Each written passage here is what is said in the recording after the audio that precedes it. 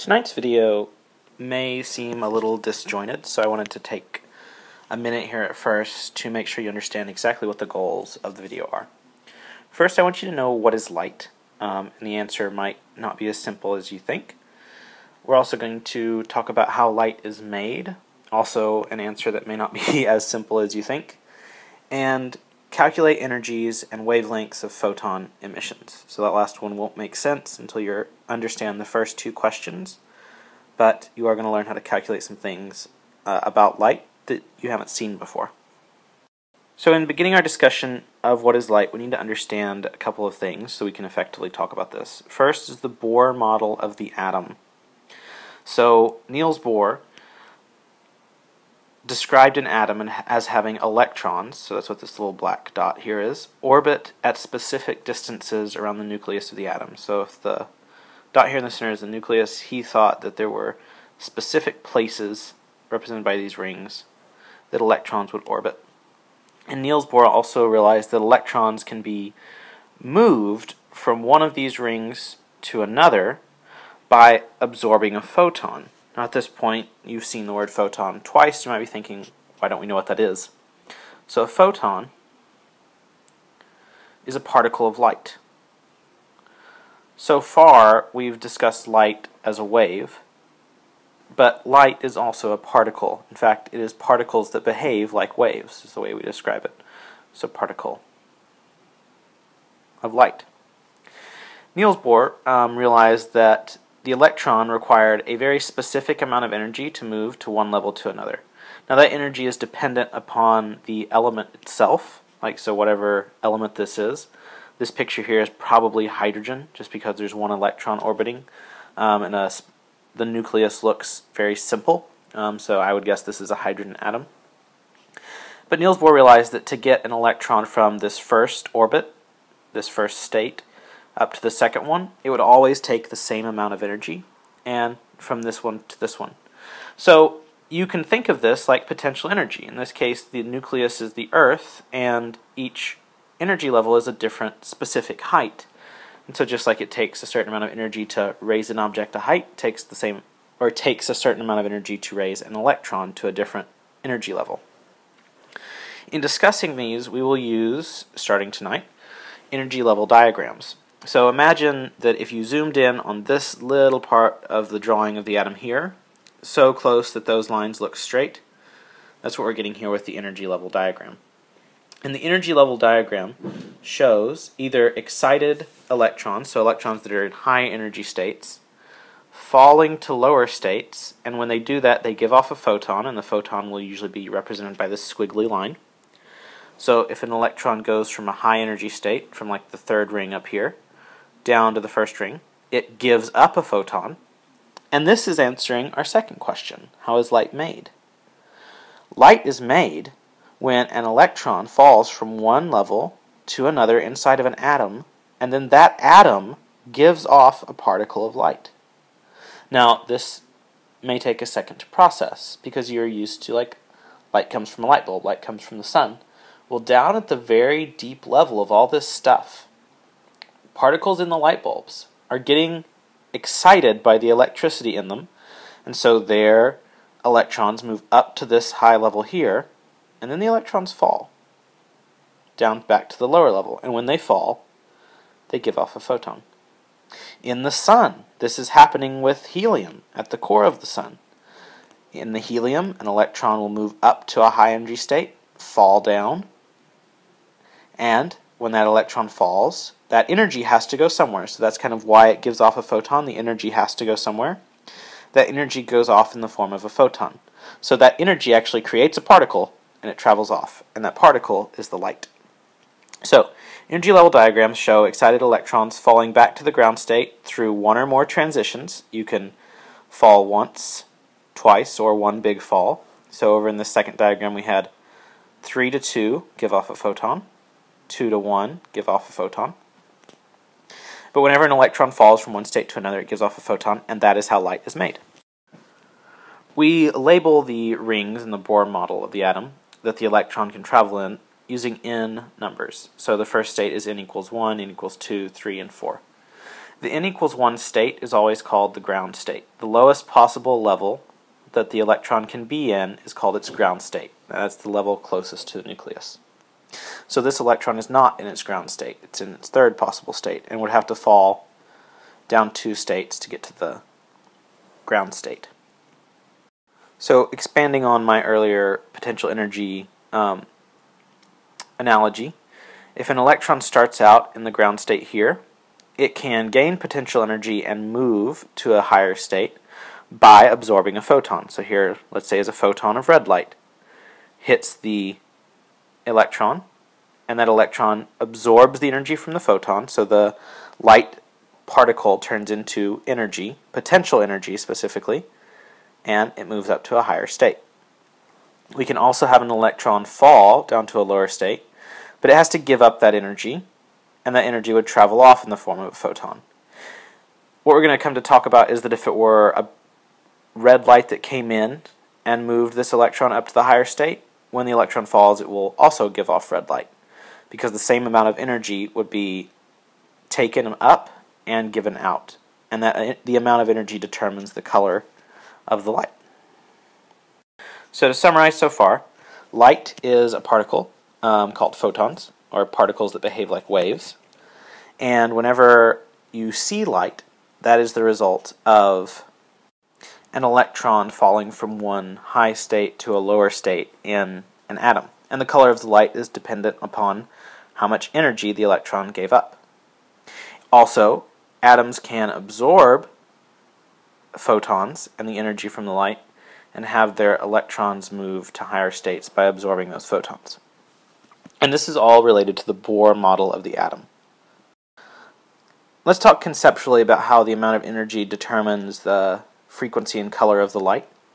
So for example, let's say that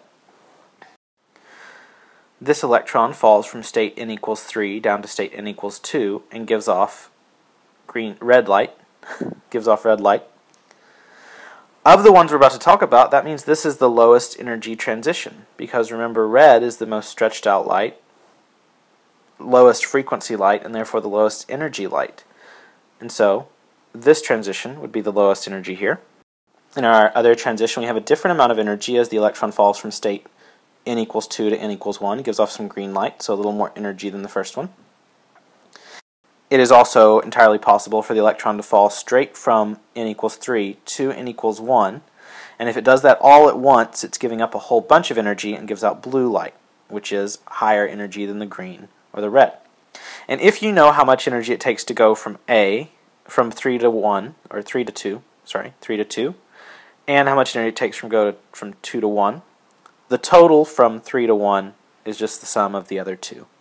So the energy from transition A plus the energy from transition B would equal the energy of transition C. You notice I'm using the word transition. That's what we say when an electron falls from one state to another or rises from one state to another. It transitions between them. And so you might be asking, well, what's the difference between going 3 to 2 and then 2 to 1? If it happens in steps, the atom will give out 2 photons, both of lower energy. If it happens in one big leap, the atom will give out 1 photon of really high energy, and that's the difference. As we move toward working some calculated examples, remember that was the third goal, first thing we need to talk about is how we measure energy on the atomic scale. So joules are the standard unit of energy. You know that much. We typically use J. However, on this level, it's more convenient to talk about energy in what's called an electron volt. So it's the energy required to move 1 electron through 1 volt of potential, electric potential. And 1 electron volt is equal to 1.6 times 10 to the negative 19th joules. In any situation when you would really need to know that, that would be on the AP Givens sheet. However, it can be a helpful conversion to carry around, or at least to know that it's on the scale of 10 to the negative 19th. So 1 electron volt is a very, very, very, very small amount of energy. And so we'll talk about energy levels of electrons in terms of electron volts. Our energy levels of electrons will always be negative. Remember, we can set potential energy equals 0 wherever we want, and we set PE equals 0 when the electron leaves the atom. And if an electron leaves the atom, so just goes off entirely, we call that ionized. So the amount of energy it would take to get the electron out of the atom is called the ionization energy. I've written it down at the bottom for you. That's how much energy it takes to remove an electron from an atom. In this particular atom, for this particular electron, starting at state n equals 1, at -6 electron volts, if we wanted to ionize this atom, we would have to apply 6 electron volts of energy to get it out of the atom, up to 0. So you always have your energies within the atom negative, and then 0 is where it becomes ionized. Now you don't have to do it that way. You could set PE equals 0 wherever you want, but then the problem becomes nearly impossibly hard. So you set PE equals 0 at the electron leaving the atom. The electron can only exist in these energy states. So it can be here, or it can be here, but it can't create its own state in the middle. It has to be at one of these specific places according to the Bohr model of the atom. So there are only certain energies that atoms can absorb. That's important. I'll say it again. There are only certain energies that a given atom can absorb. For example, this atom could absorb 3.5 electron volts, the difference between -6 and -2.5. It can absorb 1.5 electron volts if the electron is in the n equals 2 state, so if it's in this second state here. That atom can also absorb 5 electron volts. Or it could absorb 6 and the electron would go away. Those are the only possible photons this atom can absorb, though. Those are also the only possible photons this atom could give off. It could give off 1.5, it can give off 3.5, or it can give off 5. That atom, however, cannot create any other energies of photons. Now we'll get into the hardcore mathematics. You can calculate the energy of a photon using this formula. The simple formula is H, which is called Planck's constant. It's one of the fundamental constants of the universe. And sadly, if we had more than a day to spend on this, we could talk about Planck's constant because its discovery was a big deal. Maybe you want to Google it. Times the frequency of the electron. Now, if we're determining like what color light is, it's more helpful to know the wavelength. And so you use this formula, hc, Planck's constant times the speed of light, divided by the wavelength of the light. Lucky for you, on the AP exam, not only do they give you the value for H, so this is copied straight from your Givens sheet, in joule seconds and in electron volt seconds, so you can do straight to electron volts, no converting necessary. They also give you the value for Hc, so you don't even have to multiply by the speed of light. They were really kind there. And so this one, for multiple choice questions, is definitely worth memorizing. Hc is 1.24 times 10 to the third electron volts times nanometers. And look how great this is when you use Hc. You get out nanometers, which is the right length for light. Remember, you talk about light in terms of nanometers. So that one, that value, you should memorize just so you don't have to constantly be looking at the given sheet during multiple choice part. And I don't think I said it directly, but E is the energy. This last form of the equation will usually be the one we use. However, it's helpful to know that it can simplify here. So if you're given frequency, you don't waste time solving for lambda. You can just know that E equals HF. So E equals HF is the simple one. E equals HC over lambda, often the more useful version of the equation, though. And so you will, of course, have to memorize both. Okay, 3 hopefully quick examples. An electron is in the ground state. Photons of what energy can be absorbed by this atom without it being ionized? So first of all, an electron is in the ground state. That means we're going to start in the lowest possible energy level, the one closest to the nucleus. Also, this is letting us know that we will only calculate transitions that start at the ground state. So we will not calculate a transition from the second state to the third, only from the first to the third and the first to the second. Both of those are possible. Our question is, photons of what energy can be absorbed by this atom without it being ionized? So we don't want to get to 0, so without it being ionized, and we need to start in the ground state. Well, this is actually a fairly simple one. We can have the electron go from the ground state right here up to the highest state, so the highest state it can get to without being ionized, and I've drawn that over here with the computer for you. So if we go from the ground state at -6 electron volts up to -1 electron volts, that could be a photon of 5 electron volts. We could also go from the ground state up to the second state. So remember, it's n equals 1, n equals 2, n equals 3. So we go from the ground state to the second state, and the difference going from -6 to -2.5, the difference in energy there, is 3.5 electron volts. So the answer to this question is, we can have energy from the photon of 5.0 electron volts or 3.5 electron volts. Pretty straightforward example.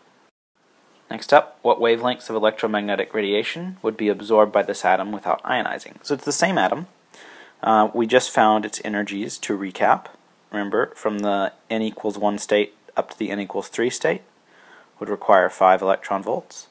From the n equals 1 state to the n equals 2 state, we said would require 3.5 electron volts of energy. Remember, electron volts are energy. You could get confused there and think it's electric potential. And we ignored the n equals 1 to, n equals 2 to n equals 3. We didn't do that one because the problem told us we had to start in the ground state each time. Well, now that we have those energies, we have to get to wavelengths. Well, luckily we have this equation that can take us from energy to wavelength. Here it is, the one that involves wavelength, hc over lambda. So if I solve this equation here for lambda, maybe rewrite it simply just with the things we're interested in, the energy equals hc over lambda. So energy over hc equals 1 over lambda. So notice I just divided there on by hc. And now I could flip each side. There's an easier way to solve that. You could have multiplied by lambda and divided by e, but we'll get the same result. So ultimately we have lambda equals hc over e. Okay. My brain's a little slow making this video later than usual. We could have just swapped out the e and the hc, multiplied by lambda, and divided by e on both sides. It would have worked out just fine. So now we have that, and we have our energies that we found, so now it's just plugging in. So we'll have some possible wavelengths. Wavelength possibility 1 would be hc, which is given to me right here, 1.24 times 10 to the third electron volt nanometers, divided by the energy, 5 electron volts. And so here I get that lambda 1 equals 0.248 times 10 to the third nanometers. The electron volts cancel. Nanometers. Or, I think, since I just regularly use nanometers for light, I can get rid of the scientific notation. 1, 2, 3. 248 nanometers. Okay? So that's possibility 1. Possibility 2 would be hc, which we already wrote down, is 1.24 times 10 to the third electron volt nanometers, divided by the other energy we found, 3.5 electron volts. I'm going to skip straight to nanometers here so you could confirm my math if you like. H2 is 354 nanometers. Now typically it's polite to go ahead and write this in a kind of succinct way. So lambda equals, and then our possibility is 248 nanometers and 354 nanometers. And that would be our answer. So those are the potential colors of light that this can absorb. Oh, one thing I should have mentioned, this problem says electromagnetic radiation. Light is a form of electromagnetic radiation. All electromagnetic radiation is made up of photons, so don't get tripped up by that language. It's still asking for the same thing. It's just that these wavelengths would not actually be part of the visible spectrum. So if you refer back to those numbers I gave you, this would be outside of what people can actually see. Alright, final example. Once excited, how many spontaneous transitions back to ground are possible? Photons of what energies are emitted, and what wavelength? I'm only going to walk you through the answer to the first question. After that, I'm going to have you answer the second and third parts by yourself, and I'll give you the right answer. So the question is actually a little ambiguous. It should say once excited to the n equals 3 state. I have to look at the diagram to know that. So if the diagram were given, you could easily figure that out. So we're in the n equals 3 state of this given one. And here is the energy level diagram for this atom. By the way, you might be thinking, will they always have these values? The answer is no, it's just for this one particular atom. So our possible transitions. If we're in the n equals 3 state, we can fall all of a sudden all the way back down to n equals 1, and that's one transition, one possible transition. We could also go from 3 to 2, and then from 2 to 1. Each of those is its own transition, so there are 3 possible transitions. What I'd like you to do now is take a second to figure out what the energy of the photon given off by each of these would be. Pause the video, do that, and come back for the right answer. Okay, here are the answers. For the 3 to 1 transition, we get 5 electron volts. To go from 1 to -6, you have to take away 5, so that photon takes away 5 electron volts. But I'm using EP for energy of photon. I think on the AP sheet it's just E, so don't be confused by that. From 3 to 2, going from -1 to -2.5, you have to give up 1.5 electron volts. To go from 2 to 1, you have to give up 3.5 electron volts to get from -2.5 to -6. Now knowing that, take a moment to calculate the wavelengths. Alright, here are my answers and my work. Pause the video if you need to go over it. This video has now gotten quite long, so pause the video if you need to read those. I'm not going to explain them.